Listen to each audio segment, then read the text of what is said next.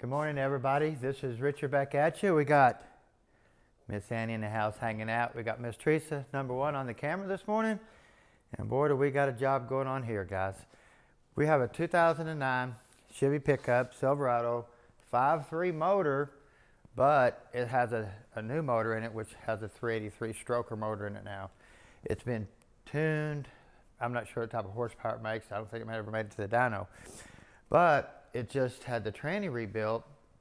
But it's a 4-speed, not a 6-speed. Yeah, automatic. It is not a 6-speed. It is a 4-speed. But anyway, they had the tranny rebuilt, supposedly put a bunch of good parts in it, stall converter, 5-pinion planets, all that type of stuff.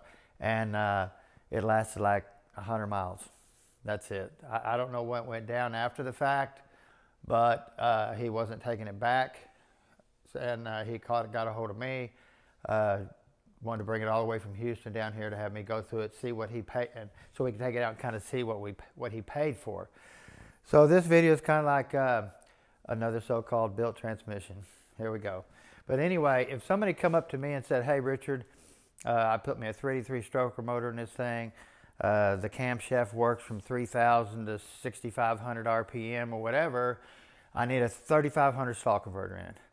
I'm going to go, okay, that sounds good. The cam, everything sounds good there, but we have a heavy truck here. So when you go to 3,000 stall, 3,500 and a heavy truck, in town driving, the tranny is going to get severely hot unless you just cooler this thing to death. A lot of these tuner guys like to take and tune lockup on the transmissions to where it don't come into like 50 mile an hour, 55 mile an hour. So they delay it really way out there. So when you're in town, you never get the cooling capability of lockup and fuel mileage in town because the converter never locks up. Heavy truck, converter stalls all the time, and here comes the heat. Going to kill the tranny no matter how you look at it. I don't know what type of tuning they have on this. Now we're going to have Trent come in here and look at the tuning on this and see what it looks like, so we can talk to the customer if we need to do any type of changing. But anyway, this is what I found out so far, that we take care of, even when we do a stock unit, we take this off. So let me show you this. Got a beautiful 383 stroker motor and it sounds really good, all cammed out and stuff. But look at the transmission cooler on the front of it. We take, even when we do a stock unit in these trucks, this cooler has to go, no matter how you look at it. We take these off, throw them away, and we put a big old cooler on the nose of this thing. You can see the power steering cooler. You can see the air conditioner condenser here. And then you got this little cheap transmission cooler that never worked from the factory, even when GM put them on. I don't know what they were thinking. So, but like I said, that would go on a stock unit, and we'd put something on there no matter what. So let's look underneath here.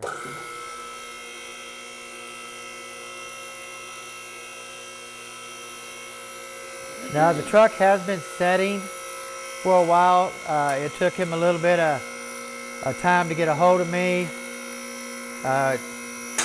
Took me some time to get back to him because I was really busy finishing up a few more jobs that we had in here. Anytime I do take 3 speeds out, put overdrives in, they just take a week or so to do because you're always making brackets. You're making something to make the unit fit in there. So this here should be a stock install and pull. I don't even know if it's got headers on it. I haven't looked yet. But these trucks are heavy. You know, normally on this, we wouldn't even go with a high stall converter like that, just knowing the heat that this converter is going to make, being this truck so heavy. And then, like I said, if they delayed lockup, this tranny's just going to get smoked. Now I did notice here, you can see the yoke has been slinging oil out of the yoke. I don't know if they got a yoke shaft cup or whatever. I'll show you.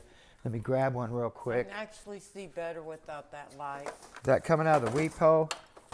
But they make these in 2 different lengths. Right here, that goes up inside the tail housing, that seals the yoke from leaking out the weep hole. This might not have it on there. But they do make 2 different lengths of these. So we'll see if that's on there. Like I said, the tranny, it's really dirty. We got to look at some things.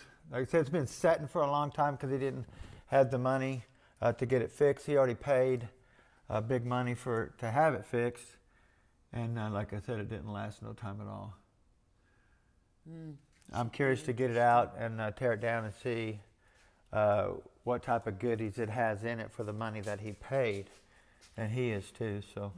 Yeah, and we're not gonna say anything about that. No, we're just gonna get it done, showing the video what went down, and we'll get him hooked up with the right stuff. And we got some really nice parts over here on the bench from Sonex.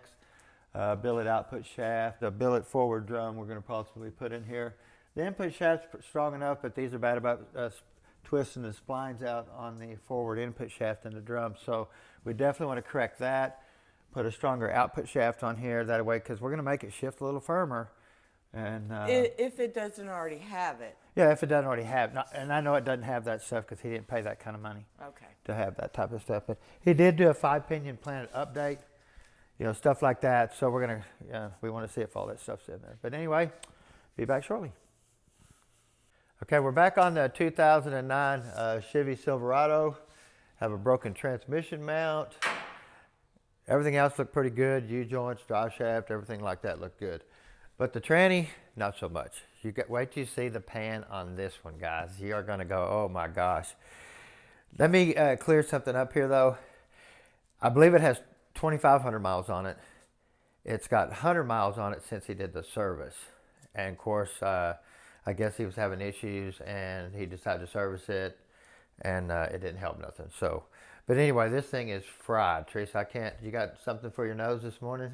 So you're telling me we have to turn that fan on? So you might as well just go ahead and do that right now. Yeah, we better go ahead and do that real quick, just to give us some fresh air. Yeah, because I won't be able to handle. There you go. Look at that, fresh air. So is this something that a shop did everything? The build, they removed it, they built it, they put it back in. Do you know that? I'm really not for sure exactly how this went down. Like I said, the guy got a hold of me. He's from Houston, brought the truck down. I'm not sure if it ever worked right. But if you noticed, you know, like I said, I showed who installed or who installed it, okay, who built it or anything like that. But you notice the cooler on the front of it. Anytime you have a stall converter, that little bitty cooler, it don't even cool the stock torque converter in Tranny, much less a stall converter.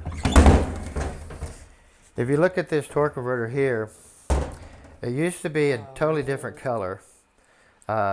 This converter's got so hot that it left the green color all over the flywheel. It stained the backside of the flywheel. You can see the green color here, the yellow color, how the paint started coming off on the torque converter and getting onto the bell housing here. But you can look at the fluid. Yeah, I'm not excited about this. Yeah, this smells really good. Now this is a 3,000 stall. Let me see if I can see anything on here. Yeah, 3,000 stall. If you come over here and look, oh Annie, what are you doing in here? You hanging out really close to us today. This is a B&I, same company. We use only pretty much B&I. This is another 3,000 stall here. You can see the difference in the color of the paint that they put on compared to the color of this one, how bad it got cooked. If you look at this is a B85. This is a B85 SS2500. This is an SS3000. It's still a 12-inch clutch on the back on both of them. 12-inch clutch. But if you look at the way the pump body looks, this is a lot smaller body. You can see how it dimples inward. This one here is flush all the way, so we got a lot bigger pump body here, different stator, everything on the inside. These come out in SS Trailblazers, Cadillac Escalades, stuff like that. This little bit smaller ones. So, but this one here does smell good. That oil there ought to burn good in the clean burn heater, huh? Are you sure? I don't know. Looks It like might it's stop it already up. cooked to me. Might not cook anymore, huh? Now this gentleman, I didn't get my wobble. Let me grab my wobble. He paid for 5-pinion planets. He paid for a bunch of stuff. in this unit, and we don't know what he got. So this is going to be exciting to see what he got.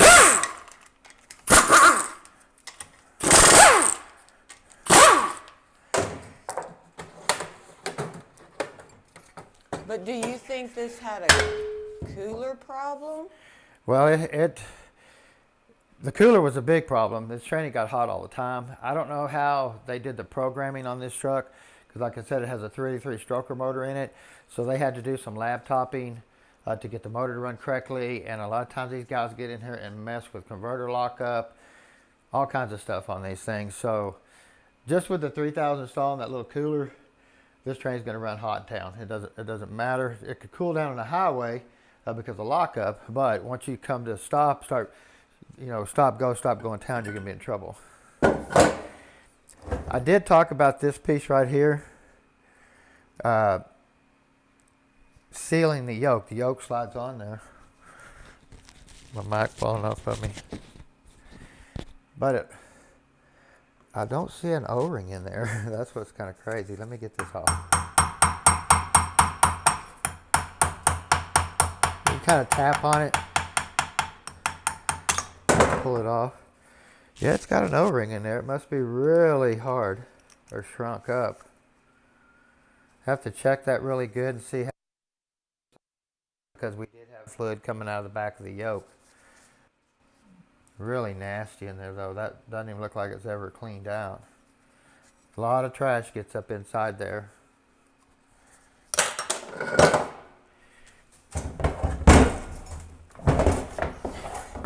If you notice here, we have the blue and brown connector.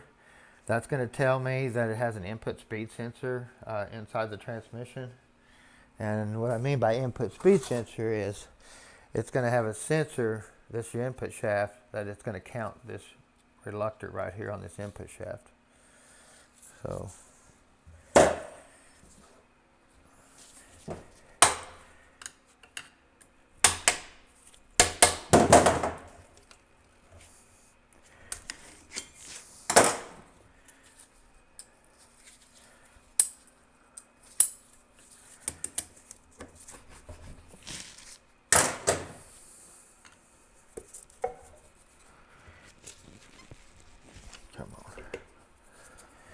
normally I take the bell housing off first and I can get to that a little bit better, but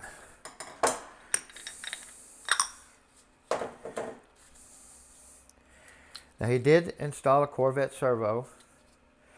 Now we're going to be installing a Sonex intermediate servo and a Sonex fourth gear servo on this. Being the truck's so heavy, motor runs really well. You can actually, I'd have to get them over here to show you. You can see here, this is a Corvette servo here. This is a Sonex servo here. You can see where it has a lot more surface area to apply the band. You can really see it there when you take them off. Big difference. So all this stuff will be cleaned up. And of course we have the fourth gear servo too, Sonex servo that's going to be going here.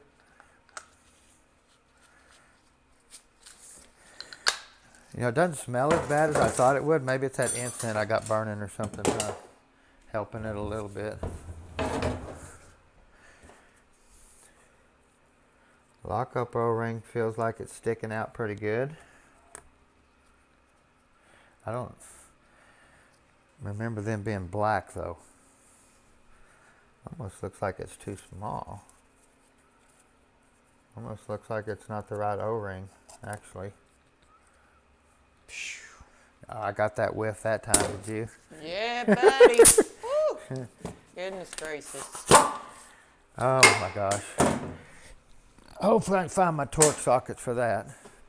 Okay guys, back to it. Found the torque socket that it takes to get these bolts here out. This is your normal torque socket here that fits your early style, and then they changed it to this weird looking one.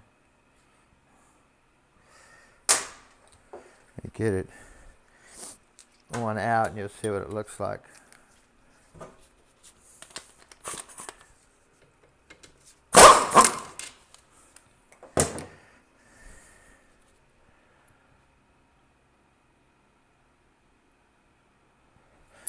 So you definitely got to have a different tool.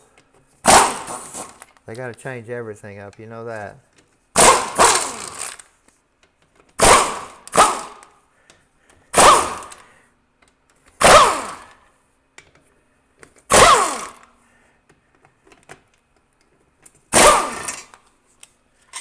Yeah, you ain't getting these out without that tool.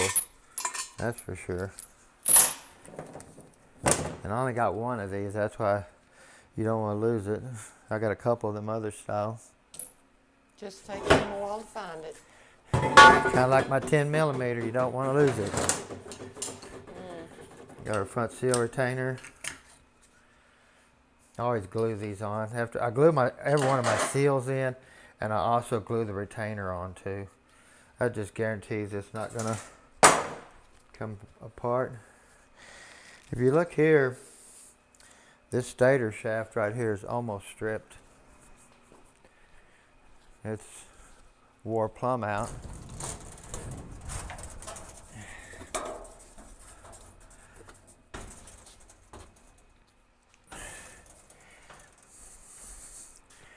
Here's a new one here. This is Sonex's one.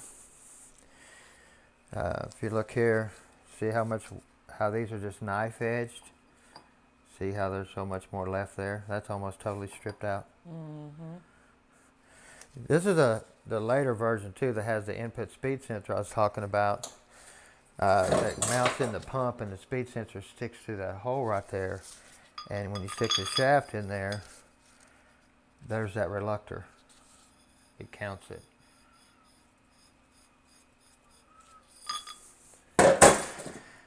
So that's wore out.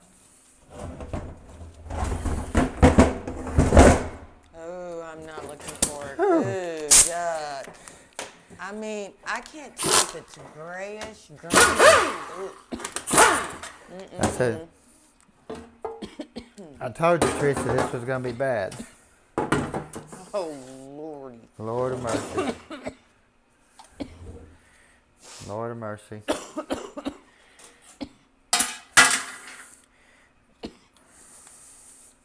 It got so hot that it tried to suck, it melted that stuff in here.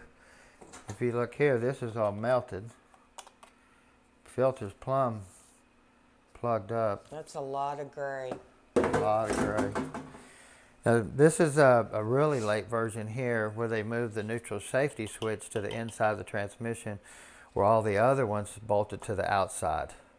This one here bolts to the inside. It does take a totally different wiring harness. This is our input speed sensor I was talking about right here. This is our neutral safety switch, park reverse neutral switch, what you see in the dash. And we have our PWM solenoid, our lockup solenoid, our pressure control solenoid, our two shift solenoids here. Now he did say he replaced these when he had the pan off when he did a service.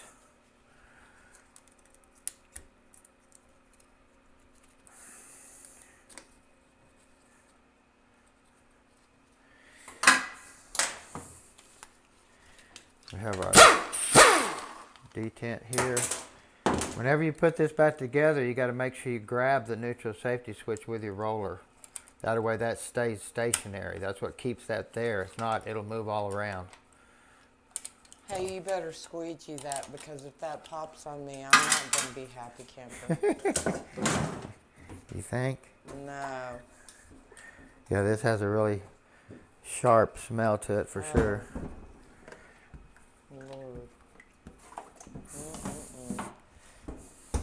Thank you.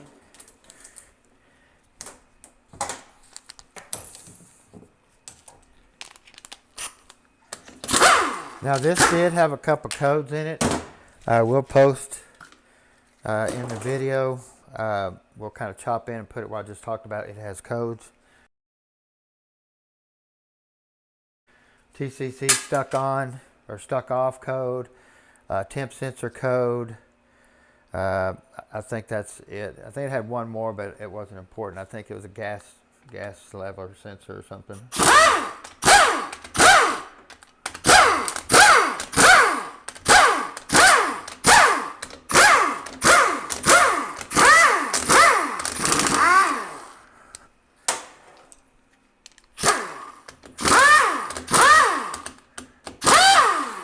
all these are 10 millimeter here. We have 3 8 millimeters here. Those are just a little longer. These 3 right here, and this little L-shaped looking piece here. Of course, we have some little short ones here, but all the rest of them are the same length.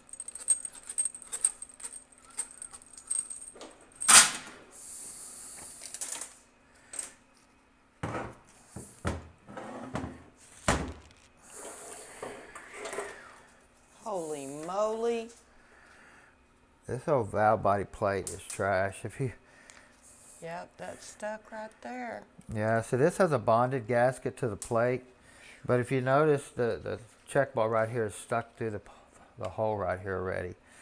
This plate was already bad when they put the transmission together the last time, because there's no way that's got 2,500 miles of beating on this plate, and then this check ball being stuck in the hole. It's embedded in that plate. So we're definitely going to have to get a new plate.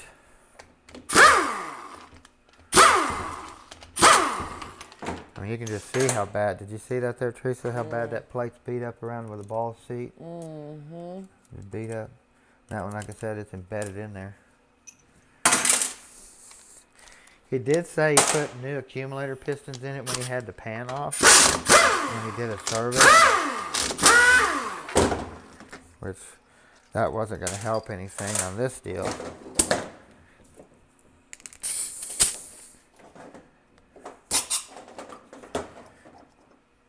You can see here he put a bonded accumulator piston. That's pretty cool. Put a bunch of spacers in. Yeah, I don't know what they got going on here. But that's a really cool piston there. You want to really look in here though too, guys, and make sure that there's no scarring here. Scott's brought this up. That way this new piston will slide nicely up and down. See that? I can't push that ball out. Anytime that happens, Tranny's doomed. Tranny will burn up just because of that right there.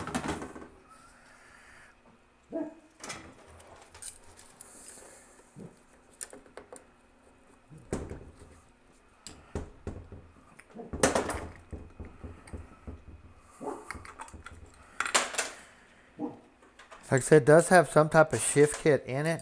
This is a sign of it, and the springs and the spacers and stuff, but we always block this anyway. We would never put a spring back in there. We'd stack 2 pistons, space it up to where the piston is flush. You never want the piston sticking farther out. It can be a little bit lower, but it can't stick out at all.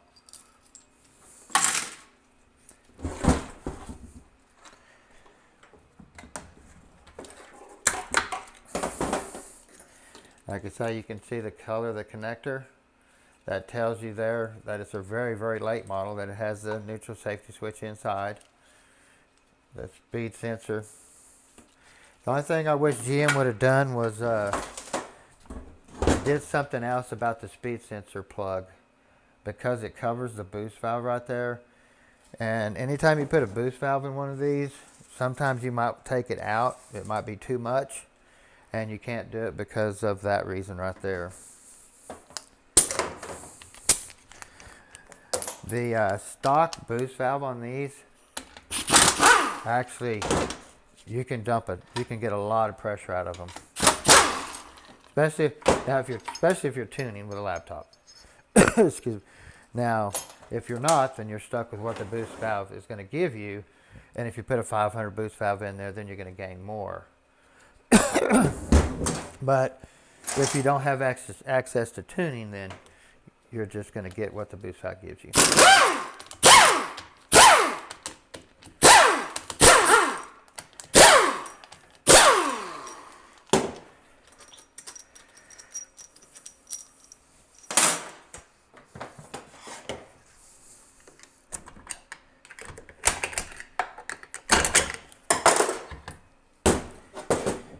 Now you can see here, it's got a hard O-ring right here. It does not have a O-ring that goes around the pump. It has what we call a hard O-ring. I wanted to get in this pump to see just how bad it is.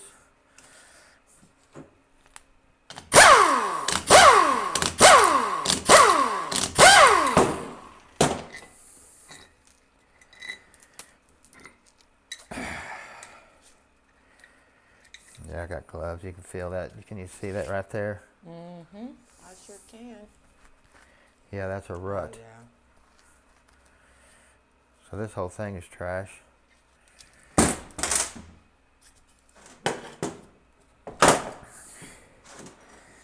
mean, that even looks like a stock GM pump bushing.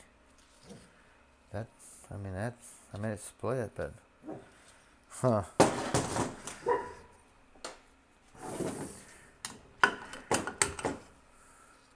Wonder why they put that spring in there. Normally this pump here would have a cone spring. It would only have one spring and it'd be a cone shape on the end. It wouldn't have the dual like that. This is too late of a model. Nothing's got in there and got that yet, but looks like to me it might have got in here and got all of this.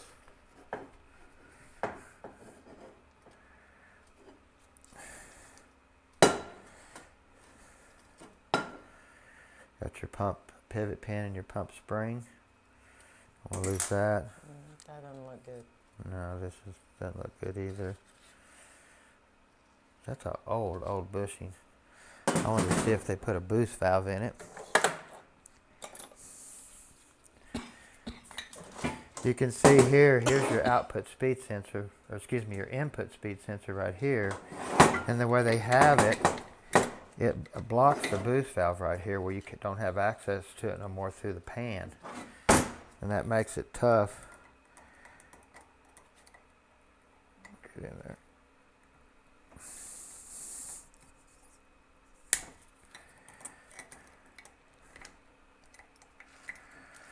Not sure if I can get that out. Normally you kind of just poke on it a little bit like that. It's got a lot of metal in it. Yeah.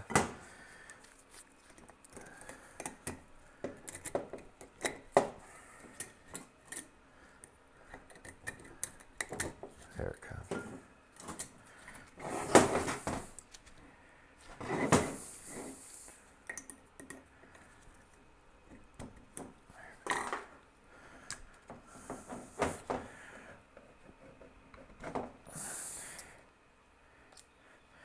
It's got a factory boost valve in it. You can see the the 4 rings around that valve. That goes down to a 1, a 2, a 3, a 4. But it does have the right boost valve in it. It's just terrible that everything else is trash.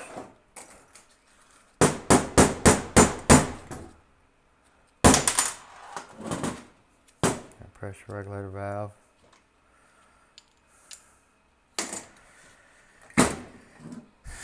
I did want to look at this real quick before I forget about it. I wanted to see if they did anything to the PWM valve right here, the lockup valve. No, see, it's still just stock pulse width modulating. So we definitely want to block this valve here. That way the lockup clutch on the torque converter just comes on like a shift. Boom, boom, instead of being pulsated on. We want it just to come on. Anytime you got a high stall like that, in a single clutch, you want to take the PWM out.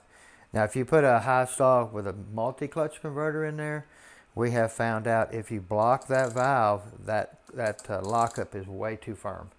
So if you have a multi-clutch, we leave the PWM on, but if we have a single clutch high stall, then we block this valve right here and make it a non-PWM. That way it just comes on.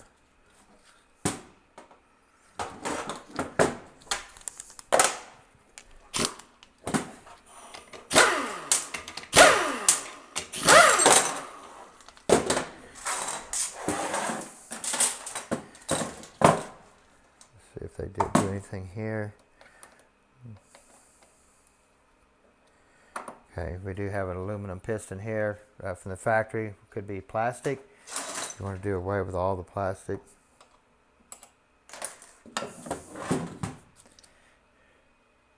Think that's nasty, guys? Yeah. Think it's going to take a while to clean up? Yeah. Yeah.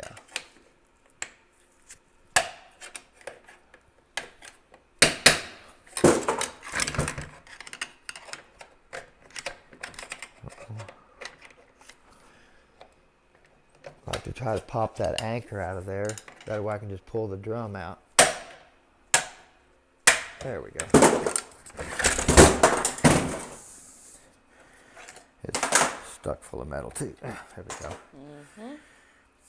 This is the anchor I was trying to pop out of the hole. That way you can just pull this drum out. If you don't, the band will hook right here, and then you can't get the drum out without doing that. So it just makes it easier. Of course, we just have a stock band. If you look at the drum here, if you had you can see here how much more wider of a band you can put on there. I'm still waiting on the band to come in, but I have a 200 4R band that I got over here that I shortened. A lot of people don't know that you can do this, but it takes a little time. This is a 200 4R band right here. 700 band ain't much wider. I mean, just barely. If you put it on top of each other, see how much wider a 700 band is over a 200 4R band or a 200 band. But what I do is I take a 4L60E wide band and I cut it down and I put the anchor on there. Now this 200 4R band wide band will go on a 200. Or the 700 wide band will go on a 200, 204 now. And it covers the whole drum. See, look at that. 200 4R is the exact same way. You put the band on there, it looks just like that on a 200 drum. You take the 700 460 wide band and put it on a 200 drum, that's what it looks like. Identical. Takes a little work to do it, but I do all those that way on my 200s. And like I said, we would never, I got a shipment of them over there, probably 10 of these narrow bands over there that I won't use that I didn't realize they shipped me, and I had them too long to ship them back. So we only install the wide band on every one that we do. Whether it's your grandmother's or whoever driving it, they always get a wide band. Of course, you want to look at this drum right here. You want to look and see just what that looks like, especially if you got a wide band. See, look at that. See how that looks like? So this drum is no good. You could, looks good kind of like by looking at it, but when you put that straight edge on there, this thing's got a dip in it.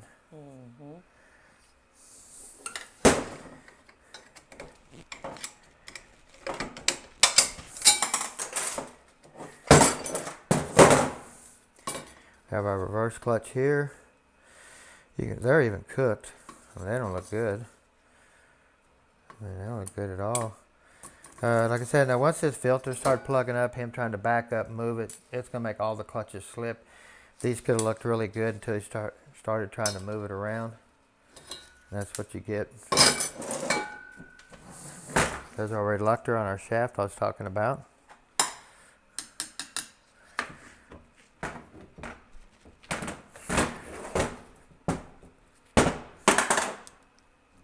I swore I felt that move, but maybe I didn't.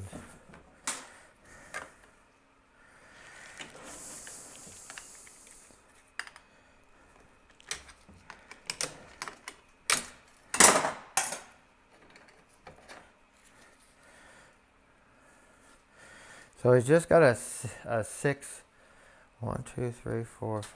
clutch packing on your 3/4 clutch. Got the load springs in there like he needed to be. 1, 2, 3. Did I lose any of them? I didn't see one drop. I didn't either. Well, for some reason we only had 3 load springs in there. 1, 2, 3, 4. Yeah, because I don't, just making sure I'm not losing my mind or anything. I didn't see nothing. Only 3 load springs come out. Which there should be 5.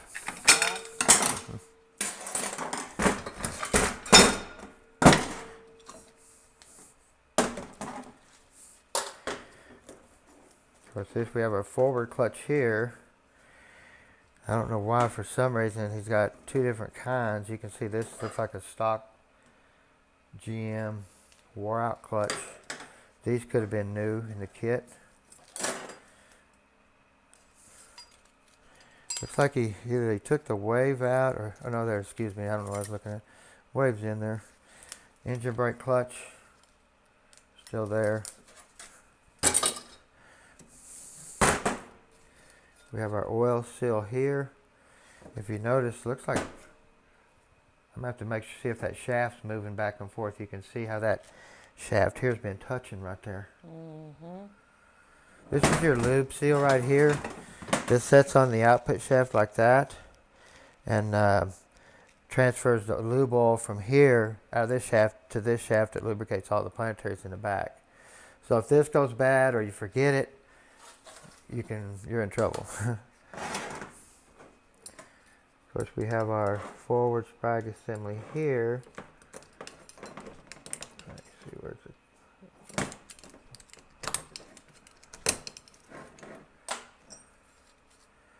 Of course, that's wore to plumb out too. You can see here, when these wear, they'll get a groove in here, and you can see this groove that gets cut all the way around that. And once it does that, then this kind of locks in the groove.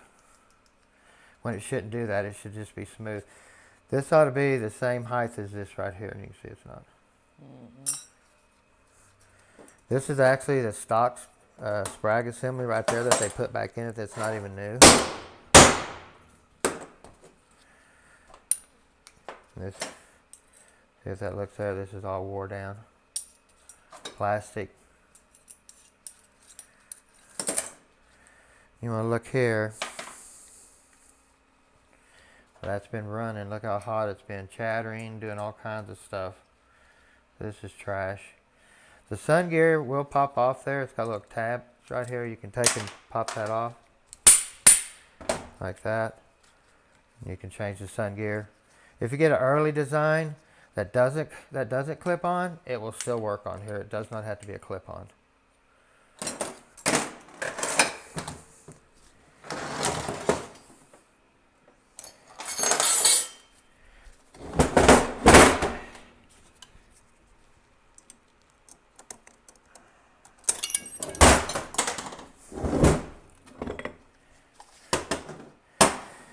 Well, he did pay for a 5-pinion planet. He got that part there. What was that? Oh, it was that clip or something. Okay, yeah. Right there. But what is going on here? Look at that. How could that touch there when you have a bearing here? There's a lot that. Did they leave this bearing out one time and run that and it rubbed right there? Like I said, there's no telling, because I'm not sure if he's had this back multiple times, but you can see where that physically has been rubbing right there. If you, let's see if I get this out of there. If you take and put that bearing on there, the distance from here to here is too much for this to ever touch right here. It can never touch right there. So it looks like to me they left this bearing out one time and drove this vehicle and realized, oh my gosh, we got a problem. We're making metal, and they had to pull it back out or whatever. And they realized they left that bearing out, because when that bearing's on there, there's physically no way that can touch there. But this is wore out anyway. What is that? Shells, I mean, that's like I said, the planet, you want to look here for anywhere where this bushing runs. Thrush washers, any type of purpling in the pins. Look at the ring gear down through here, you know, where the gears run. Make sure it ain't wore on one side or anything crazy. Yeah, but I think they left that bearing out there one time. Maybe we're not hearing the full story. No, might not be.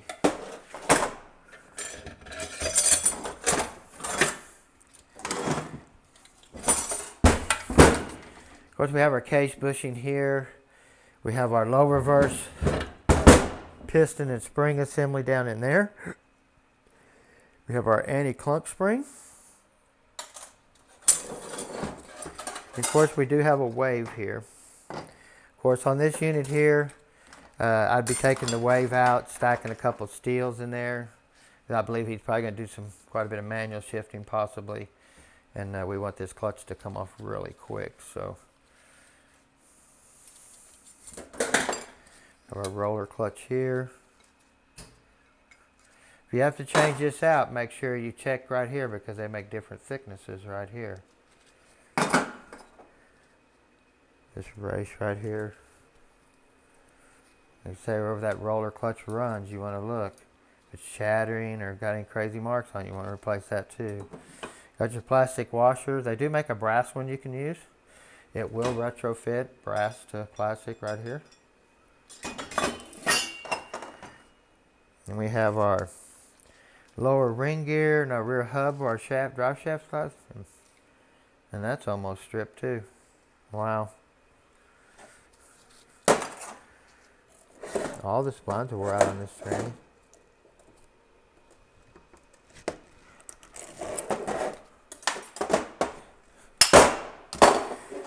You want to look at your ring gear though. Look at the teeth here.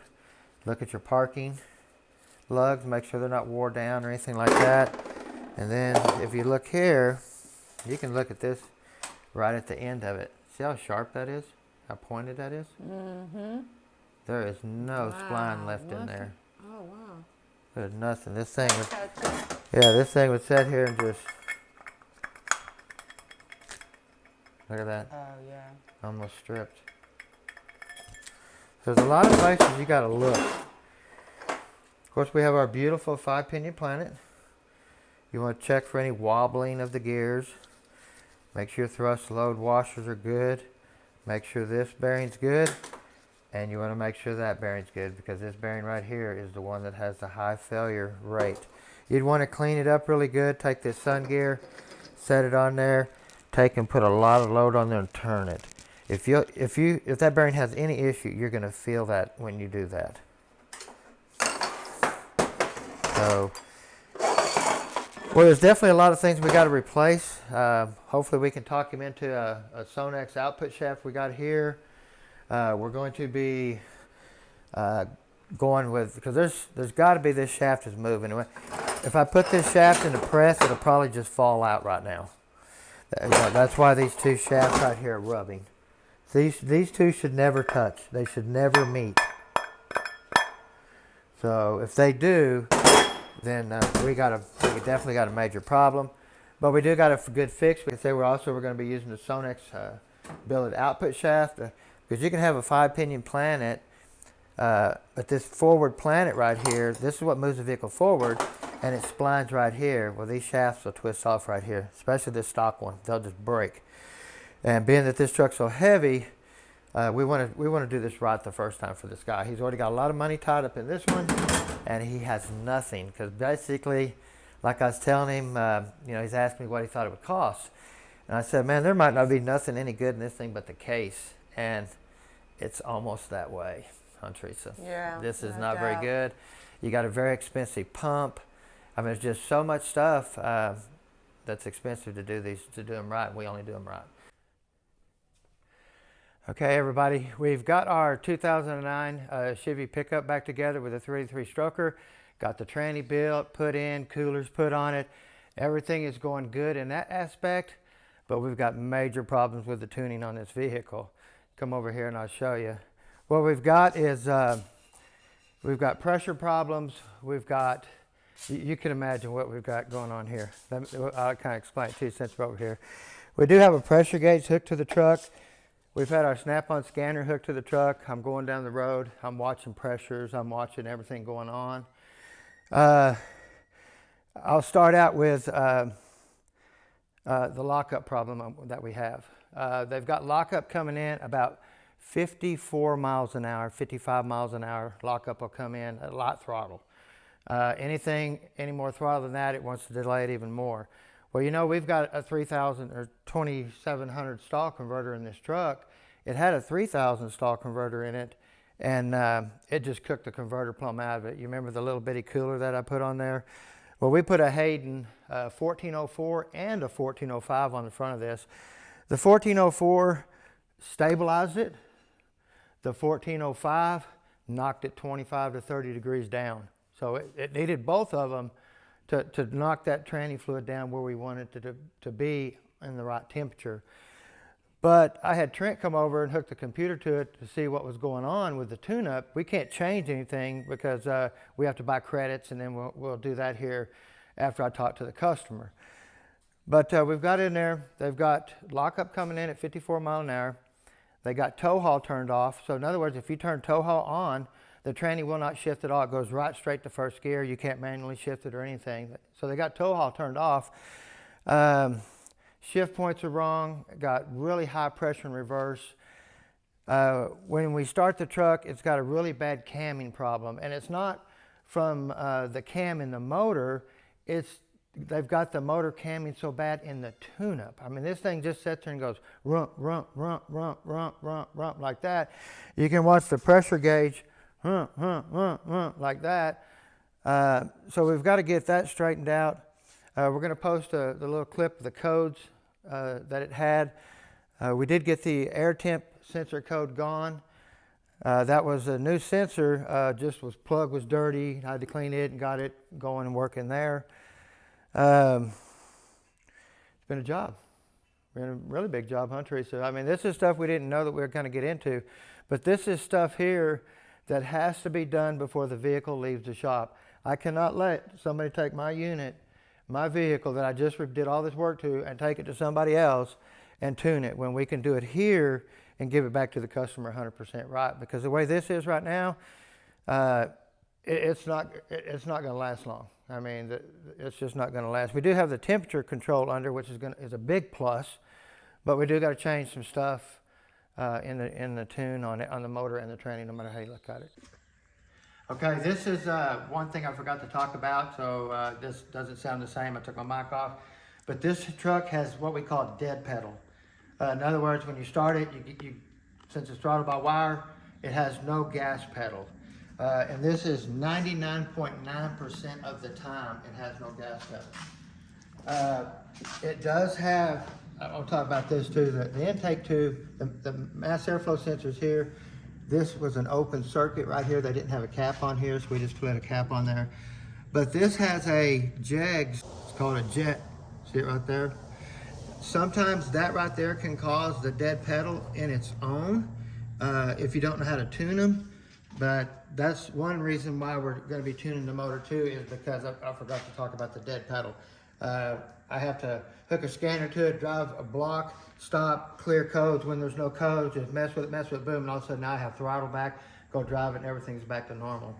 But I just wanted to throw that in there too. So, thank you. Well, anyway, I want to thank y'all guys for watching. Sorry it took us so long to get out here, but believe me, guys, I've been busy doing all these overdrive swaps and stuff. I want to thank Miss Teresa for recording. Always the best. And he's already gone. Nope, look at her. She couldn't handle the smell.